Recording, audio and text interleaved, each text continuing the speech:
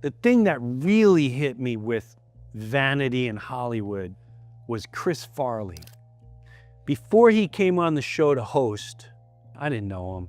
I grew up very blue collar, so everywhere I go, I like talking to the workers. I would talk to the camera guy nonstop. I would talk to the hair and makeup. I would hang out in there. I'd hang out in wardrobe. I'd hang out with the grips. I loved talking to regular people, and every one of them go, Jim, oh my gosh, you're gonna love Chris Farley.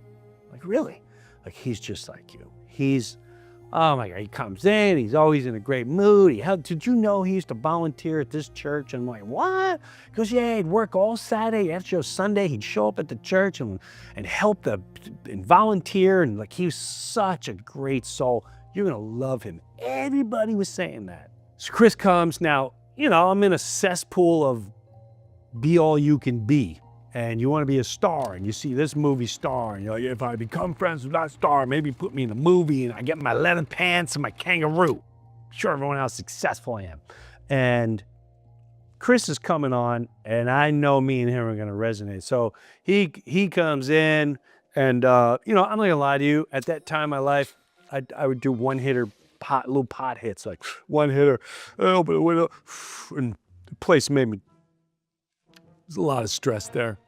And he comes in the room and he's like, Jimmy, I know. He came to my office, I'll never forget. He's like, Jimmy, I know you got marijuana. I'm like, yeah, you want a one-hitter? What's your thing? And I'm, you know, in my head, I'm like, hey, you know, I get stoned with Chris and then I'll make it to the movies or whatever, you know. And he takes a hit and he's laughing, and then he goes into Lauren's office, and the way Saturday Night Live worked was the host would come, they sit in a small room, and we all pitch the host our ideas that we're gonna work on for the week. And when Chris came in there, he was on something else. And there he was twitching and he's sweating and itching. Like, you know, me and the guy in my office were looking at each other like, that's not the one hair weed, I guess. So when it was over, one of the producers came in the room like, I don't know, hey, listen, he's talking about hanging out with you guys and blah, blah, blah. And I'm gonna tell you right now, we have a serious situation, a very serious situation. You have no clue what's going on. We have a 24-hour nurse. We have people around, like it's not good. If he calls you, do not hang out. Do you understand? I'm like, yeah. He's like, did you give him anything? We had a one-hitter and pie. He's like, just do not. Cut to the next night is when you stay up all night and you write. You try to write, and then Wednesday you do a read-through. So Tuesday is almost like a 24-hour cycle of you staying up all night. You're up to 4 in the morning, 5 in the morning, 6 in the morning. Sometimes you sleep there and then do the read-through the next day, starting at noon or 1, whenever they do it. And I get we're in my office, and the office door has a window that's kind of like, you know, it's how it's like shaded almost or glossed over. Like you could see an image on the other side if they're there. So I hear this knock. All my life, I sense evil. And I open the door, and there's some woman, like really dark, drearish guy, and she looks at me, and she walks right past me, and she sits down on a couch. And then another one walks in. I'm like, is this a joke? Sometimes we play jokes on one another, practical jokes. And then Chris walked in, and he sits down, and I see what the issue is, and he throws down a big powder, and blah, and I'm freaked. So I go down the hallway. I leave the room immediately. I don't want to be associated with this.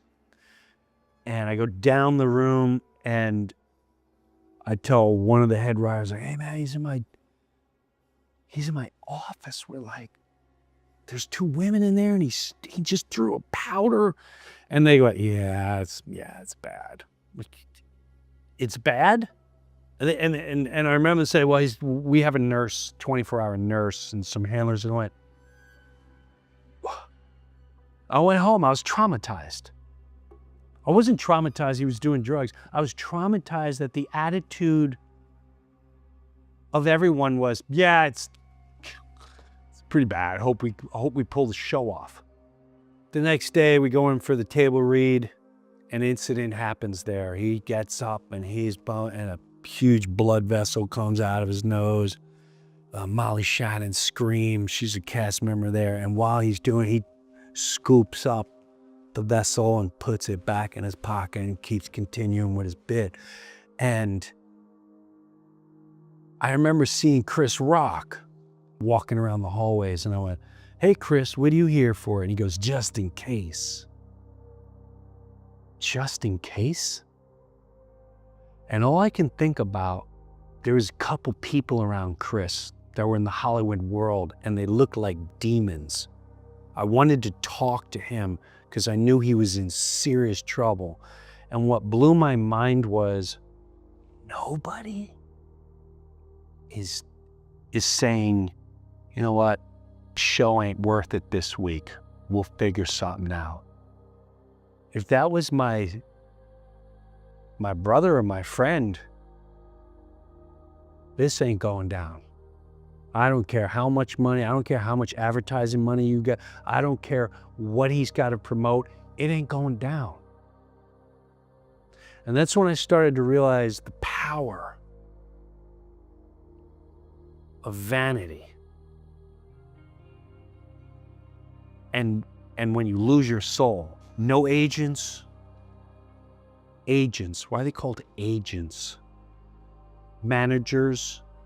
Nobody's stepping in to stop this. And it's the first time I realized no one cares.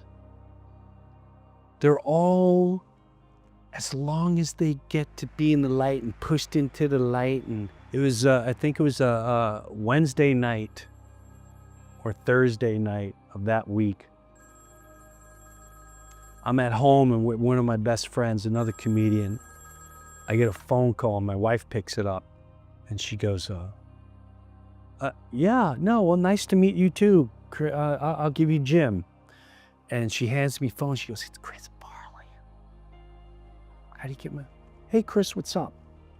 And he goes, "Hey, Jim." And I can hear the people in the background, wherever he's at. "We're in a hotel. Come on over here. We're having a party, blah, blah, blah, blah, blah, blah, blah." I'm like, "Chris, this is a long week. You got a lot of stuff you got to do. You know, it's late." It was like 11:30 at night. I went, "I'm not coming out now." He's like, "Oh, come on, man. So-and-so is hanging and so-and-so's hanging and we're just, and we got girls and blah, blah, blah." And I went, "Chris, it's late, man. I ain't coming out." He goes, "Can I ask you something?" I go, "Yeah." He goes, "Hold on." He goes, "I'm going to the bathroom." And he goes in, I guess where he was, the bathroom. I think it was a hotel room. And he says, "Jimmy, am I funny?" I said, "What?"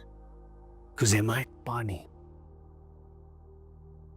"Chris, what do you mean?" He goes, "Am I funny? Am I just a fat, stupid guy? Because I can't get girl. Oh, that's why I get hookers. I'm just fat and stupid. Everyone just writes I'm fat and stupid." And I went, oh my God, he's really asking me. This guy's making $10, $15 million. He's a star. And he's asking me if he's funny. And he's all jacked up. I go, "Chris." And I start telling him, like, "Chris, listen to me. You don't understand, before you showed up, all the staff was saying how much I enjoy you because you're such a real person and you hung out with the camera guys." And he's like, "You're just saying that." I went, "Chris, how would I know that? They said you volunteered at some church on Sunday." He's like, "Oh, I did. Oh my God." And we talked for like 5 minutes. He's like, "I trust you." He's like, "You sure you don't want to come?" I went, "No, Chris, go to bed, man." And I knew at that moment he was in serious trouble. But what was more traumatizing for me was, one guy's here just in case something happens. the people in charge, including the producers, are like, yeah, it's bad. They put the fame, the light, the vanity, the show, the money ahead of a human life.